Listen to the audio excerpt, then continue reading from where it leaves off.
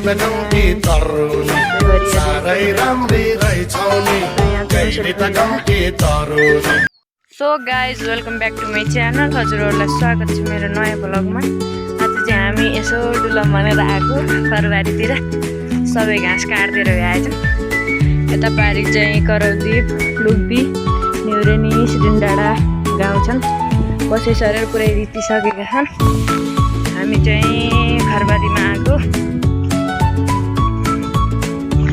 मम्मीले चाहिँ थोरै दाउरा काट्नु भयो।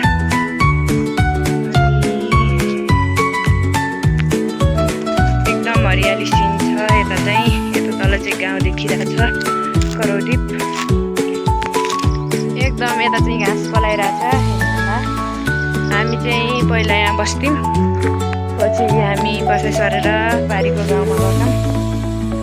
पारीको गाउँमा यहाँ चाहिँ एक्लै घर भएकोले धेरै डर थियो, त्यसैले हामी चाहिँ बसै सरेर पारी गएको। अनि कस्तो लाग्छ गाइजहरू हेरिदिनु होला, कमेन्ट गरिदिनु होला। हाम्रो गाउँ कस्तो छ, त्यो पारीको हाम्रो गाउँ हो। हामी चाहिँ यहाँ अझै पनि घाँस काट्न आउने गर्दछौँ। हजुर म चाहिँ यसो खन्ने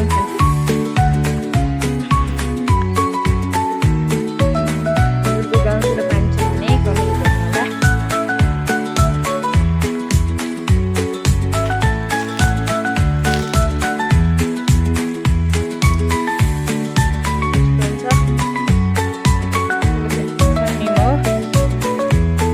माथिको त सकिन्न माथिको।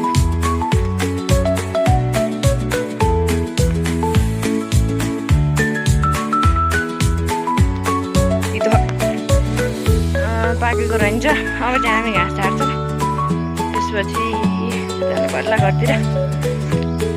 हेरेर साथ दिनु होला एकैछिनलाई।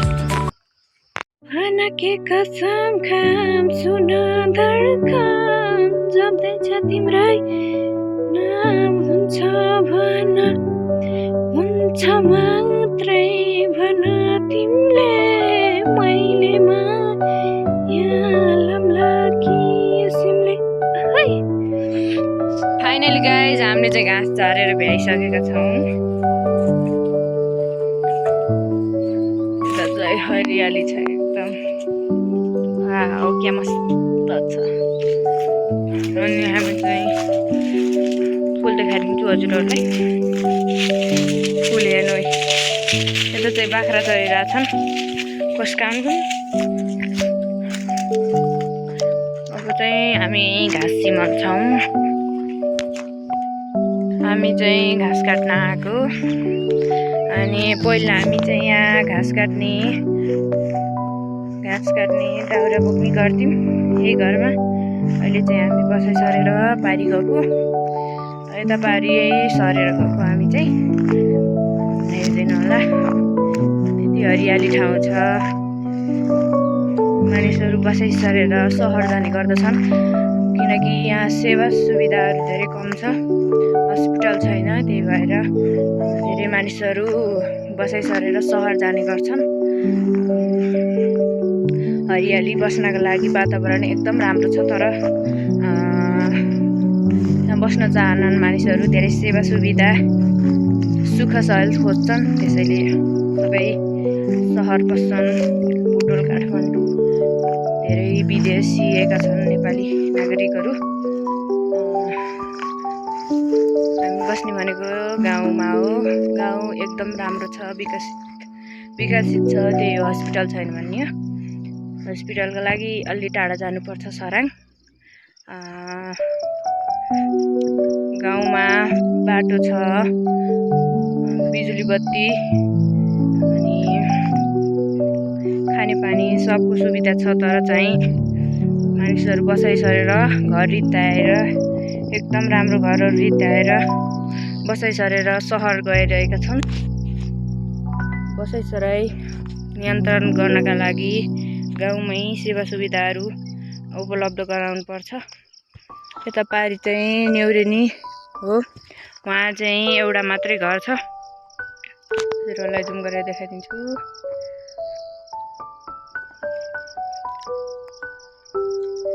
त पारी हो देखिन्न। उहाँ चाहिँ बसाइ सरेर सबै गएर एकजना मात्रै घर छ। स्कुल थियो 5सम्म, त्यो 5सम्म स्कुल पनि अहिले चल्न नसकेर घरमै बसेर पढाइराख्नु भएको छ। यसरी राम्रो गाउँ छोडेर धेरैहरू सहर बसिरहेका छन्। के गर्नु, आफ्नै सुख खोजिरहेका छन्, केही छैन। हामी चाहिँ गाउँ छोडेर नजाने, यही गाउँ प्यारो छ हामीलाई, हामी चाहिँ गाउँमा बस्ने। सो गाइज, हेर्नु होला कस्तो लाग्छ मेरो भनाइ। कमेन्ट गर्नु होला, लाइक गर्नु होला, माया गरिदिनु होला, सब्सक्राइब गर्नु होला भन्न चाहन्छु। यता पारि चाहिँ गाउँ हाम्रो पुरै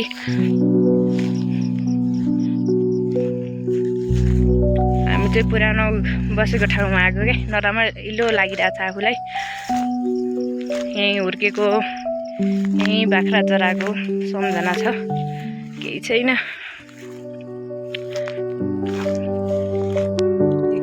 केही कारणले गर्दाखेरि यहाँ बस्ती छोडेर हामी पारीको गाउँमा जान गएका हौँ। हामी चाहिँ लुग्दी कराउदी हुँदै न्युरेनी जान्थ्यौँ पहिला चाहिँ। म चाहिँ एकचोटि गएको, म हजुरहरूलाई कराउदी देखाइदिन्छु, हेर्नु होला। हामी बसेको घर हो पहिला, अहिले चाहिँ छोडेर अर्को गाउँ जानु परेको हो। भागीले जहाँ लान्छ त्यहीँ जाने है। हजुरहरूलाई देखाउँछु मैले कराउदी लुग्दी। सो गाइज, हेर्न सक्नुहुन्छ हजुरहरूले।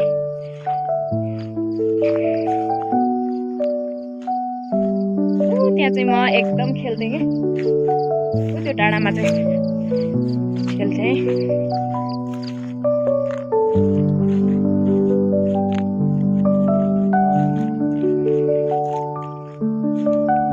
यहाँको बहिनीहरूको अझै याद आउँछ कि, किनकि छोडेर गइयो अब यस्तै कारणले गर्दाखेरि। हेरेर साथ दिनु होला सबैजनाले। हामी चाहिँ एकचोटि कोइरल टिप्न पारीवनमा गएका थियौँ। उहाँ चाहिँ कोइरल टिपेर लिएर आएको थियौँ, हेरिदिनु होला। यो चाहिँ कराउदीप, उहाँको चाहिँ लुग्दी राम्रो छ गाउँ। तर मानिसहरू छोडेर गएर घर मात्रै छन्। बसाइ सराइले गर्दा सबै एक्लिन पुगेका छन्। पहिला चाहिँ हामी यहाँ घाँस काट्न आउने अनि दाउरा काट्ने गर्थ्यौँ। अचल चाहिँ छोडेर गइयो, अब के भन्ने। सो गाइज, हेरिदिनु होला। हरियाली छ एकदम हाम्रो गाउँ, रमाइलो छ।